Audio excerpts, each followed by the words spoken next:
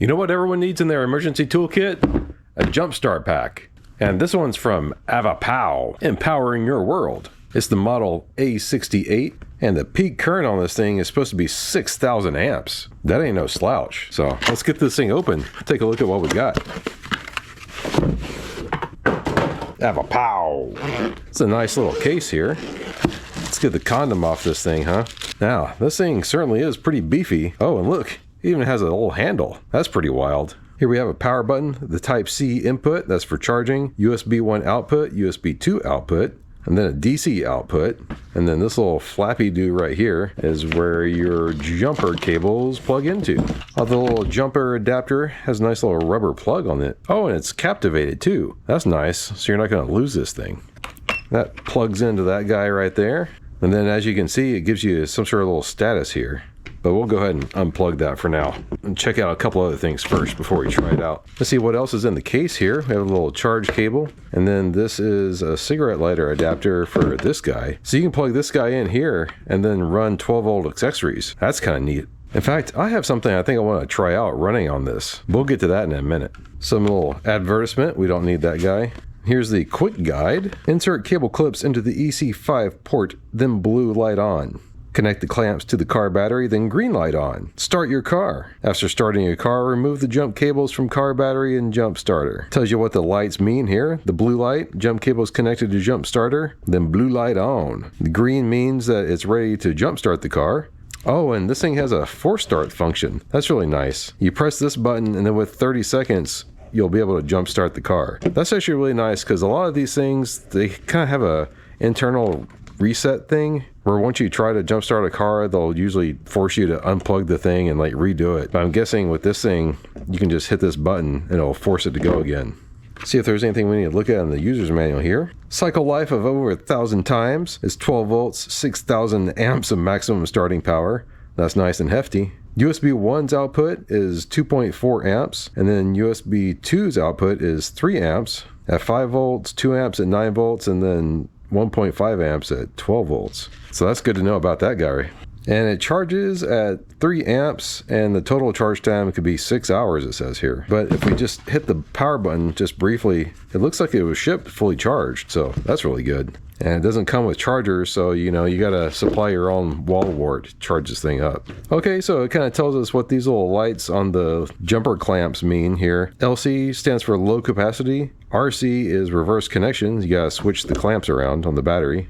And then HT is high temperature. You gotta wait 5 minutes for this thing to cool down. Forbid to use this clamp in an environment full of flammable gas, like, you know, a car. So this thing does have a timeout. If you wait more than 40 seconds after connecting it to try to start, it's not gonna let you. So you'd either have to disconnect it or probably just hit that button. And then the low output capacity protection, if this thing drops below 3.5 volts, it's not gonna jumpstart your car. And obviously you can plug devices into here to charge them up. Just use this thing as a gigantic battery bank. So this thing does have a light also. The light's up here on the front. You press and hold the power button for 3 seconds and the light comes on. You hit it again and you have like a blinking SOS. And then hit it one more time and it's a strobe. That's pretty irritating. Hit it one more time and it's off. But you know, let's take a look at that light again. And it's pretty dim. I don't think you're going to be seeing much with that, but you know. So this is cool. The DC output over here, it can output at 10 amps. That's a good little chunk. And here we have some cautions. Do not start any engines that exceed the maximum displacement the jump starter can bear. Do not crank the engine for more than 3 seconds. No. Allow the jump starter to cool down for at least 1 minute between each jump starter attempt. Again, no. When you gotta hit it, you gotta hit it, you know? Please ensure the device is at least 50% charger before use. Well, let's go try this thing out. All right, I figured a good test for the jump starter would be my old neglected tractor here. And I haven't changed this battery out in a really long time. I know it's pretty weak. You can see on here on the meter, it's reading at 10.14 volts. So yeah, this battery is pretty much dead. All right, I got her hooked up. She clicked on and went green, and she's continuing to click there. And you can see that it's 15.8 volts showing now. So let's see if this thing has enough juice to crank over the tractor. It takes a good amount of force to crank over these diesels. All right, here we go. Uh-oh, we're getting some clicks, but no turning over. Let's go hit that booster button and see what happens. On the side of the little dongle thingy here is this little red button. You hit that, and that should put it into boost mode. Hey, look at that. She cranked her over, no problem. That's awesome. I'll go ahead and disconnect the jump starter now. And just so we can see that, yeah, the alternator on this tractor is working. The battery is just super weak. So yeah, I really love the fact that it has like this little override button right here. It kind of disengages the safeties and gives it full chooch when you need it. And I have other jump start packs that don't have this feature. And I gotta say, in the future, I'm never buying another jump start pack again that doesn't have this little override button on the thingy. It seems to be a really necessary feature. So another thing I want to test out on this guy is the DC output, and it uses like this little cigarette lighter adapter thing. And to test that out, I'm going to use this electric jack. And I haven't really used this jack very much. Had it for a while, and I think they don't even make them anymore. But it just hasn't seemed all that practical. But you know, if I can battery power it off of this thing, I can probably use this thing in the junkyard to lift cars easily, you know. Let's try it out. Get her plugged in here. You hit the button and obviously it powers this thing up.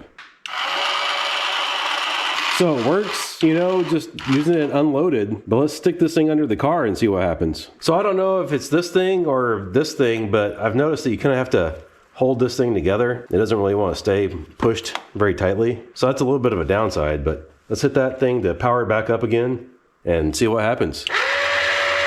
Look at that. Hey, that's pretty awesome. Like it lifted the tire up off the wheel dollies and everything.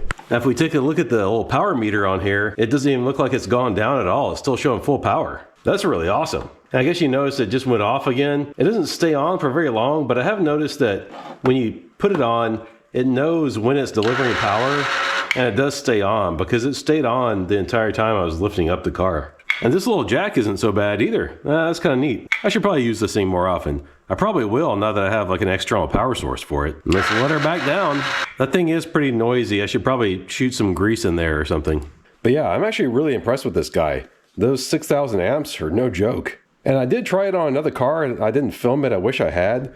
But it was a BMW that had been sitting a really long time, and the battery would drop down to the voltage of about 8 volts. That battery was like dead. Hooking it up initially wouldn't turn the car on, but when it hit that little boost button, man, it turned it right on. Cranked her over, no problem. Like I said earlier, I don't think I'm ever going to buy another one of these jumpstart packs without this little boost button. But yeah, there's a link for this if you want to get one for yourself down in the description below. And give us a thumbs up too. It really helps the channel out.